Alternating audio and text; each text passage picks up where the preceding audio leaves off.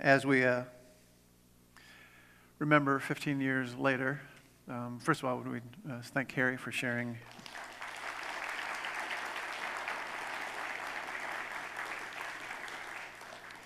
We want to remember those who died. We want to remember those who lived. We can ask this question: why did some die? Why did some survive and live? And maybe this troubling question: how do we live without satisfactory answers and still trust God? Again, that kind of haunting question: why did some die? Why did the many survive and live?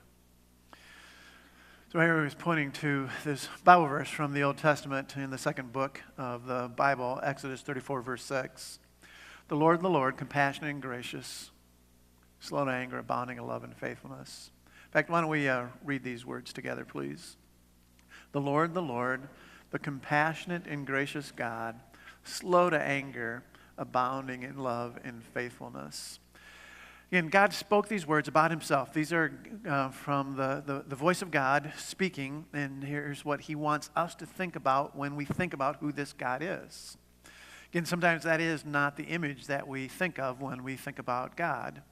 When something like a 9/11 or something tragic happens, we think, where is this God? We ask that question, where is this God? There's no way that he can be compassionate and gracious. But this God is compassionate and gracious. There's never been a time when these words have not been true of God, even before he said them. Before the beginning of this world, when God, he was compassionate and gracious, slow to anger, abounding in love and faithfulness when this world was created.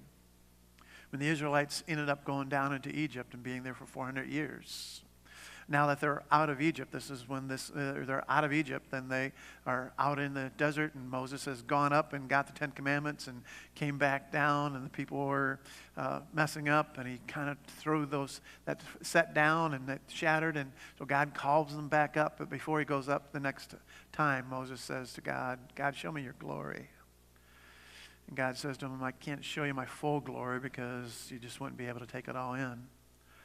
But I'll put your face in kind of the cleft of the rock, and I'll hold my hand there, and then as I pass by, after I pass by, you can look and you can see the backside, and that's all the glory that you can take in. And so as God was passing by, Moses heard these words: I am the Lord, the compassionate and gracious God, slow to anger, abounding in love and faithfulness.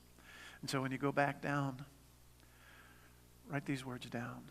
And when people think about me, help them to consider these words.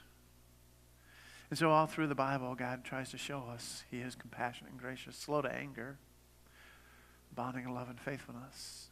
Again, there's times that we don't understand it. We can't really take it in. But yet at some point, God is going to show us how these words have always been true. That there is never a moment, not even a split second, when God is not the compassionate and gracious God, slow to anger, abounding in love and faithfulness. So those of us who were alive, do you remember how you prayed to God on 9/11 when you first heard? And then one breaking news story after another breaking news story. And in the days that would come, do you remember how you prayed? Probably a lot of us prayed, oh God, oh God, oh God, oh God, what's going on? What's next? There's something more coming. Oh God, oh God, oh God. Why is there this horrendous evil that has shaken the foundation of our whole nation? And so we end up with 1,000 questions. 15 years ago today, it was a beautiful Tuesday morning, kind of like the weather outside this morning. But on that beautiful Tuesday morning, I wasn't here for that day. I was over 1,000 miles away. I had signed up to go with 3 other men to take a hike down to the Havasu Reservation to go to the Havasu Falls on the other side of the Grand Canyon, not the tourist side, but this other side. And so we had slept on the base during that Monday night and seen all kinds of plane lights going over us on the way probably to Phoenix. And then we hiked 10 miles down into this reservation and to the falls and to this river. And I took along this little moleskin. Again, we had backpacked all of our food, all of our water and stuff. And so just took a little moleskin. And a part of the assignment for us going on this spiritual retreat was to read a book by Charles Swindoll called Intimacy with the Almighty.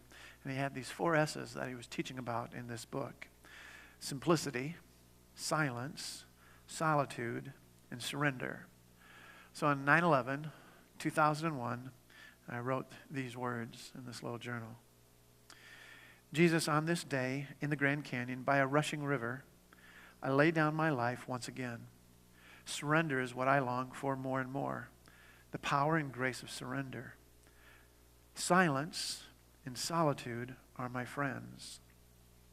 Though my silence is often busy reading, listening to music, and thinking, I pray for listening more in silence.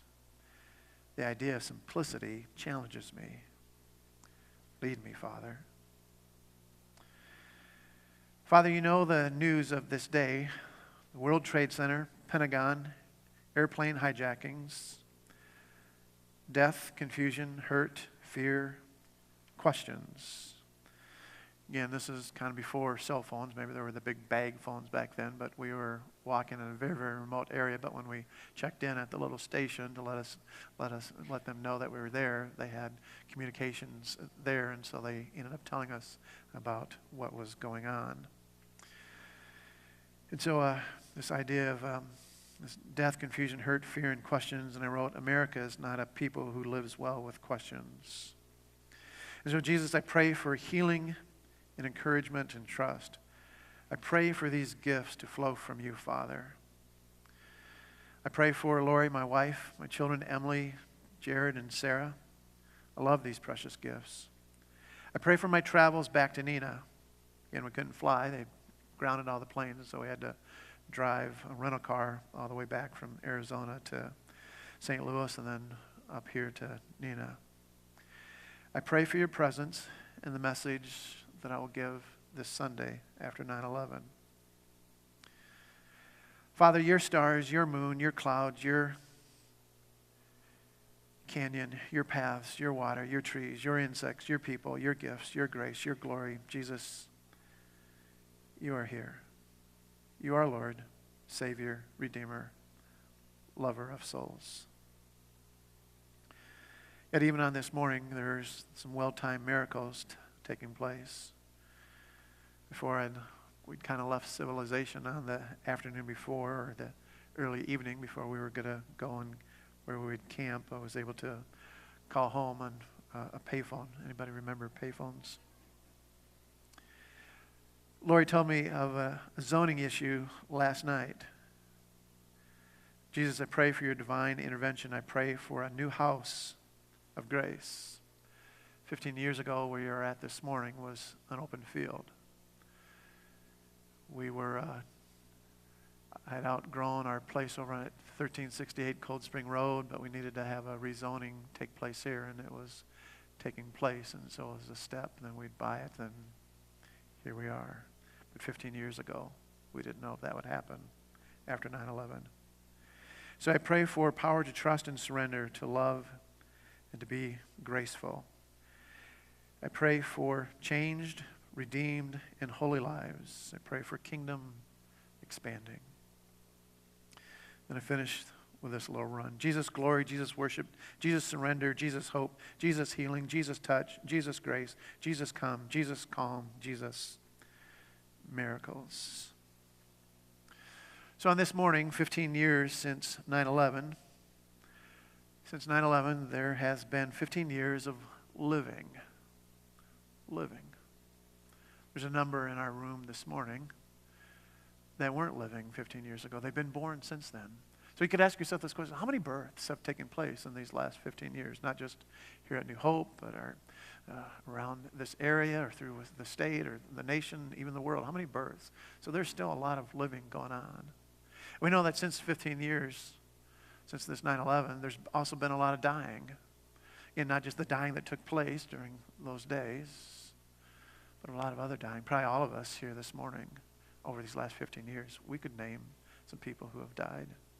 It's people that were very, very dear to us, close to us, family and friends, moms, dads, grandparents, maybe even a child. Well, there's still dying going on in these 15 years. But then also since 9/11, there has been 15 years of warm kingdom expanding. Who is this God that in the midst of some of the evil things that happen, some of the evil things that keep happening, that this God, the Lord, this compassionate and gracious God, slow to anger, abounding in love and faithfulness, can always be about this business of warm kingdom expanding? So this morning we could ask this question: how much kingdom expanding over these last 15 years? You know, one of the things that we repeat here at New Hope is that God's kingdom is ever warmly expanding in us, then through us and all around us and way beyond us.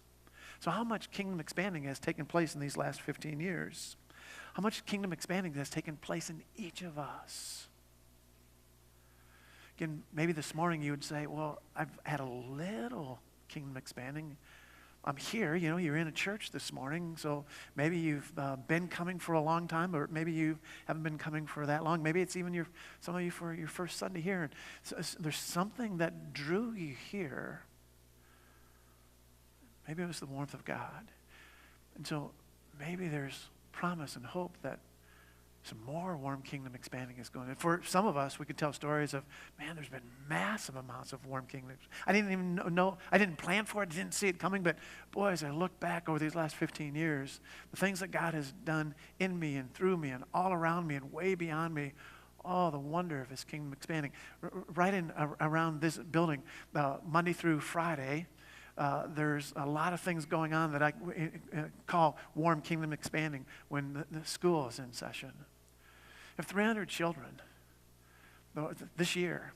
And over the last number of years, there's, it started with kind of 10s and 20s and then got into the low hundreds, and then it kept growing and growing and growing. And this kingdom expanding keeps happening. The kingdom expanding happening in the preschoolers as they start tomorrow. Kingdom expanding happening in our 8th graders. I mean, we've got alumni in here that kingdom expanding is taking place. And so there's been all this kingdom expanding through the wonders of what we call New Hope Christian School. Again, this New Hope that 15 years ago, this was a field, and now here's this building, and over during worship celebrations on Sundays and through the weeks and meetings, and even men smoking some meat out there. There's kingdom expanding going on. What kind of kingdom expanding is going on in you? What does God have in store for you, for his kingdom to expand even more? It just might happen. It just might happen. And then think of kind of around us. Again, I'm thrilled with the big church building around the corner on the north side of 41, Appleton Alliance. 15 years ago, they were still in a very, very small building, and now they've put a footprint out there. There's just this kingdom expanding going on in those walls and outside of those walls. Think of my friends over at Christ the Rock. I've been known some of those people over there for a lot of years.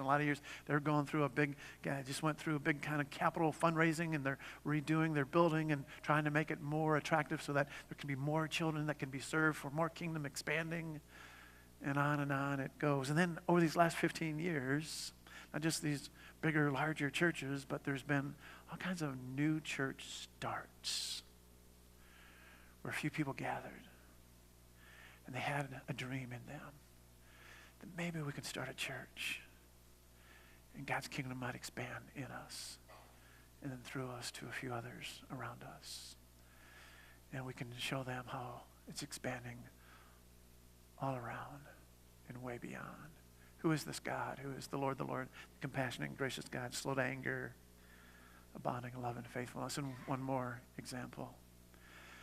Some of us are familiar with what's called the Global Leadership Summit. The Global Leadership Summit was already underway 15 years ago, but back then it was probably maybe 40, 50,000, which is amazing, that would expand, that God's kingdom would kind of expand through those 40, 50. This last year that many of us attended, and it's all around North America. It goes all around the world now.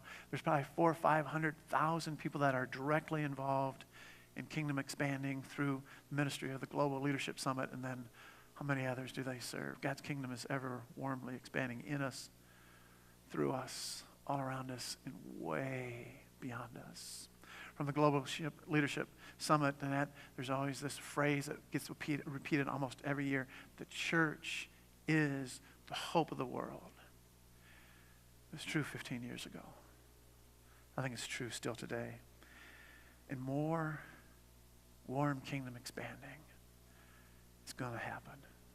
It's going to happen in us, and then through us, and all around us, and way beyond us, because we know this God of Exodus 34:6, that he is the Lord, the compassionate and gracious God, slow to anger, abounding in love and faithfulness. And because we know that, we as a church, we want to try to help you enter into that over and over again. How do you enter into this idea that the Lord is this God, gracious and compassionate God, slow to anger, abounding in love and faithfulness? So at the end of this month, we're going to start this kind of 6-week series called You Matter. And we're talking about, it's going to be 40 days of steps and circles. 40 days of steps and circles. And the whole reason is that it's a warm kingdom expanding opportunity for all of us. And so from September 25th to November 13th, we're going to start this last Sunday of September, have this big celebration launch. And then on the 13th of November, again, we know that's a long ways away, going to have another celebration of all that God has done in expanding his kingdom, because he was always the Lord, compassionate and gracious, slow to anger, abounding in love and faithfulness. And so for these 40 days that we'll be doing this together, we don't want something from you. We don't want to take you away from maybe some TV programs that you're going to watch some night. We don't want to take it away from something else that's going on in your busy scheduled lives. We want something for you. We want you to experience some warm kingdom expanding. So we want you to take steps that will help you experience some warm kingdom expanding. But then we want you to get in some circles that you can also experience some warm kingdom expanding, not just in you, but as you observe some warm kingdom expanding happening in the circles around you. So again, we know that warm kingdom expanding happens when we sit in these kind of rows. But there's another way of warm kingdom expanding that happens when we sit in circles. Maybe some of you, as I talk about this, you're just going, oh, I'm not going to do that, I'm not going to do that, I'm not going to risk that, I'm not going to risk it, I'm not going to risk it. That's a shriveling kingdom expanding thought. We hope that you'll risk it and see if God can do some warm kingdom expanding in a surprising way in you and through you. So again, there's a number of people that are signing up to be Circle hosts. And then we're going to have this book with 40 days plus 2 bonus days of steps. Every day we'll be reading some things that will take some steps. And I think every day we're going to experience some warm kingdom expanding in us. We want you to invite not only people that you might know, but some people that are some family and friends and not even connected to New Hope. So this morning, as you leave, you have the opportunity to purchase the books. There's a book that's got the 40 days plus the 2 bonus days of steps of reading, and then there's a guidebook so when you sit in circles. And then we've got a plan, so all these circle hosts, we want you to respond to your invitation to join a circle. Kind of taken all the membership of New Hope and assigned them to all sorts of circle hosts, so you're going to be receiving an invitation. So I would encourage you to respond to your invitation to join a circle. Because again, in the circle, you're going to experience for yourself some kingdom expanding, but then you might observe some kingdom expanding through others. And as you observe kingdom expanding through others around the circle, some more kingdom expanding happens in you. It's an ongoing process that God gives to us.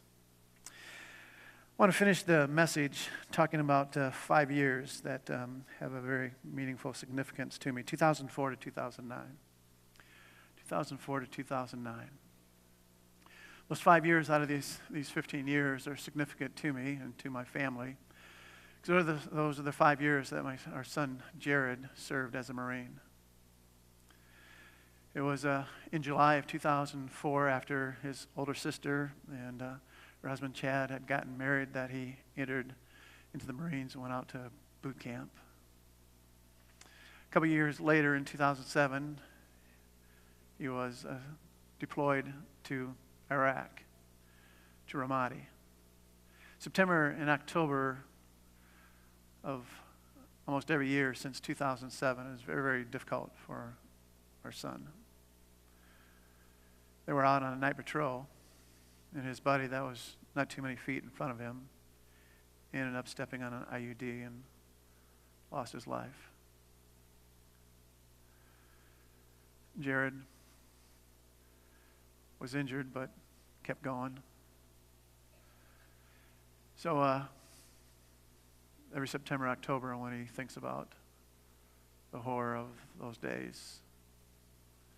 But in 2009, he got out, and a couple years later, he got married. In this January, when him and his wife had their first baby, a son, they named the son Barrett Ryan Pruitt. And his middle name, Ryan, is his brother that he lost on that fateful day. So it was 2004 to 2009. Jared was serving. Those that were with us, you were praying, and we are so thankful for the prayers that you were praying and that the prayers that you still pray. So 2004 to 2009, the very reason Jared went into the Marines was because of 9/11, 2001. Like many of his brothers and many of his sisters went into the armed services after that. So it's hard for me, it's hard for all of us to understand how is it that through all those kind of things, lives lost, we can believe in the Lord, the compassionate and gracious God, slow to anger, abounding in love and faithfulness. I don't know. But yet I know these words ring true. Is the Lord, the compassionate and gracious God, slow to anger, abounding in love and faithfulness. And I'm going to follow that God because he's ever expanding his kingdom. So many lives, they're not lost when they take their last breath. They get expanded in ways that we have yet to imagine. Maybe we can be counted among those that will be expanding in that way someday. The Lord, the compassionate and gracious God, slow to anger, abounding in love and faithfulness. So here's how we're going to end. The music team is going to come out, and we're going to do one more song. But before that, we want to honor all of our first responders that might be among us today. So if you are an EMS person, a police officer, a firefighter, if you're involved with the medical profession, military, active, if you're in the Guard, Reserve, retired, would you please stand, and we want to just honor and pray over you. So can we honor these men and women?